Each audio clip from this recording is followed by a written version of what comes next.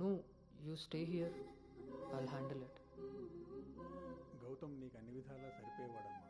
నీకు అన్ని విధాలా సరిపోతాడు. నువ్వు చాలా హ్యాపీగా ఉంటావని. నిజంగా గౌతమ్ నన్ను ప్రేమిస్తున్నాడా? నా ప్రేమని తనకి ఎలా చెప్పాలి?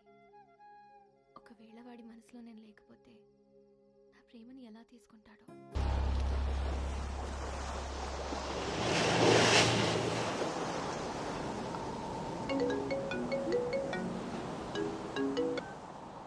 అమ్మా, అబ్బాయి ఈ వారం చూపులకు వస్తాడట.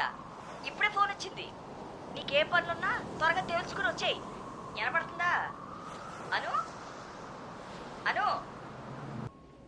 తన మనసులో నేనున్నానో లేదో తెలుసుకొని తనకి నా ప్రేమ గురించి చెబుదాం అనుకుంటే కనీసం తన ఆలోచనలో కూడా నేను లేనని చెప్పకుండానే చెప్పి వెళ్ళిపోయింది.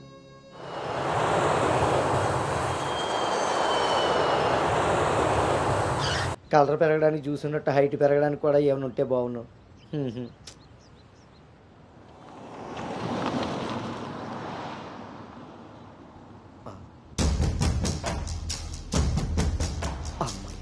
దొరికాడు.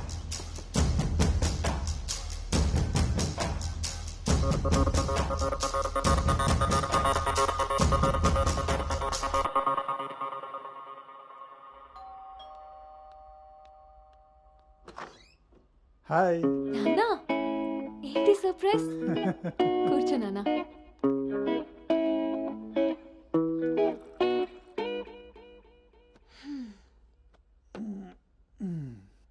ఇప్పుడు మనం లంచ్కి బయటికి వెళ్తున్నాం. నువ్వు రెడీ అయ్యరా. Okay, 5 minutes. సరే.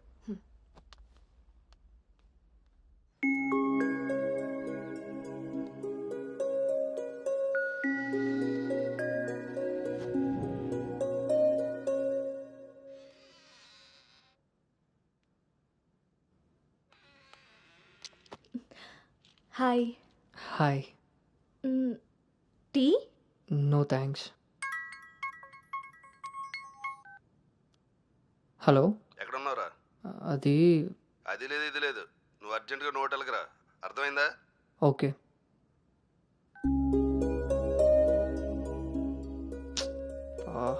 ఏమైంది గౌతమ్? అర్జెంటుగా నోవోటెల్కి వెళ్ళాలి. క్యాబ్ బుక్ అవ్వట్లేదు. నేను డ్రాప్ చేస్తాను కదా.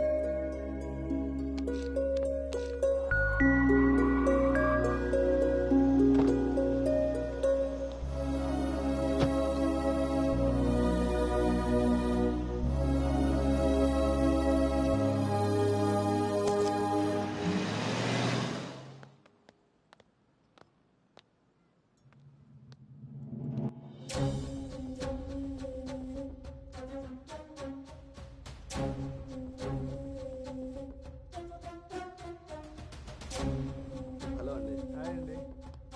కూర్చో బాబు.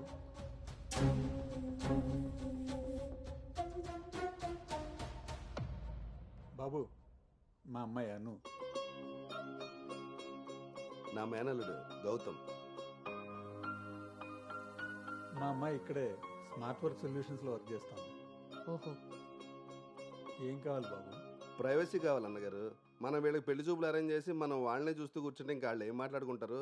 ఓ కదా, పదండి అటు రండి. వెళ్దాం.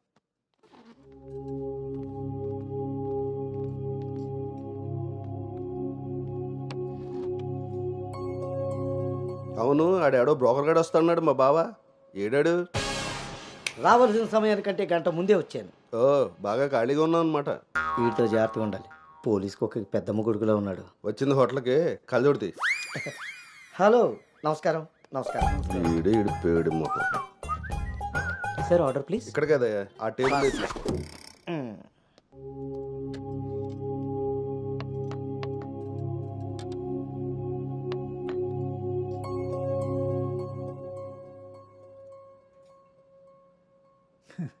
మేము మా అమ్మాయిని చుట్టూ ఉన్న ప్రపంచం తెలియకుండా పెంచితే మీరు మీ అబ్బాయిని అసలు ప్రపంచం అనేదే తెలియకుండా పెంచారే.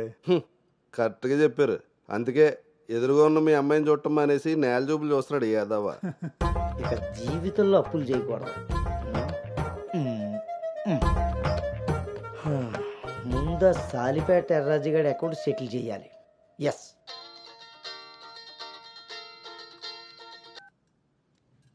హలో,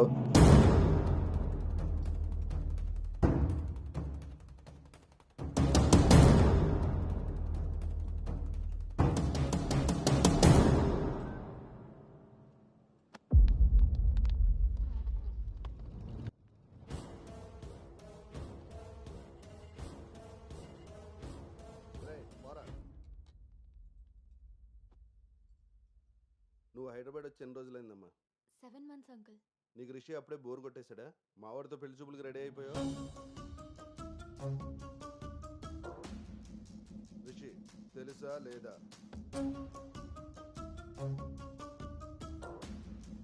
ఇక్కడ అడుగుతుంటే ఆడం చూస్తావేంటి? మావయ్య అది నువ్వు నార్మల్, నీకు తెలీదు. రిషి తెలుసా లేదా? రాజా ఈరోజు మన దగ్గర మావయ్య ఒకసారి ఏయ్, చెప్పి నువ్వు నోర్మై, ఇంకోసారి మాట్లాడామంటే నేను వెళ్ళిపోతా. సార్ ఏం జరిగిందండి? ఏయ్, నువ్వు ఉండవయ్యా. నీకు తెలుసా లేదా? నిన్నే అడుగుతున్నా.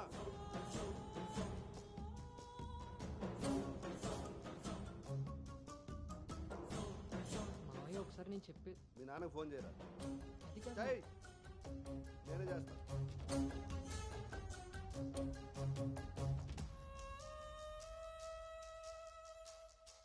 ఇక్కడ ఏదో పులిహోర అయినట్టుంది.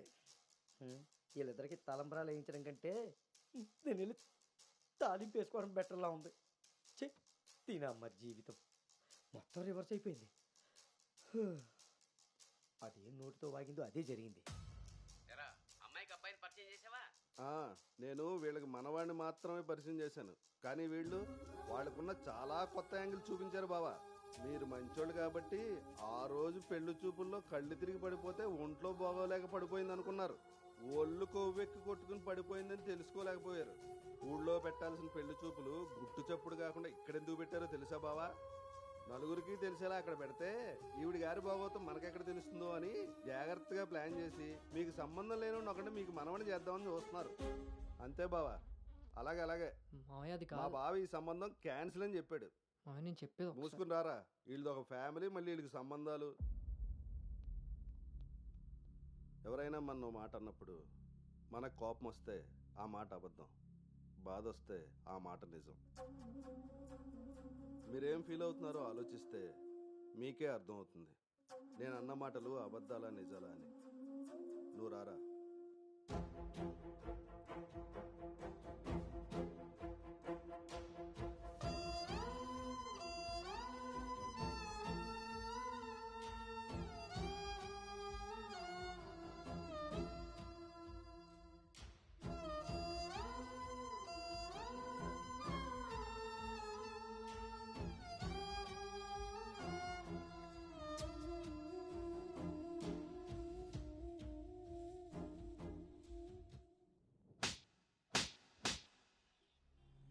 అను ఇట్స్ ఓవర్.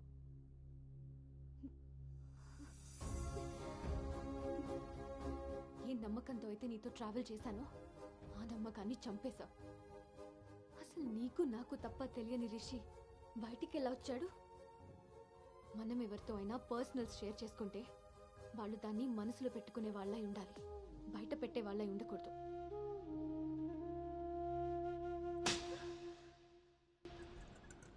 అసలు ఏంటి నీ ప్రాబ్లం? నువ్వే. నీ మాటలే నాకు ప్రాబ్లం, నీ నవ్వే నాకు ప్రాబ్లం. తేజు నువ్వు నా ఫ్రెండ్ అంతే. ఫ్రెండా?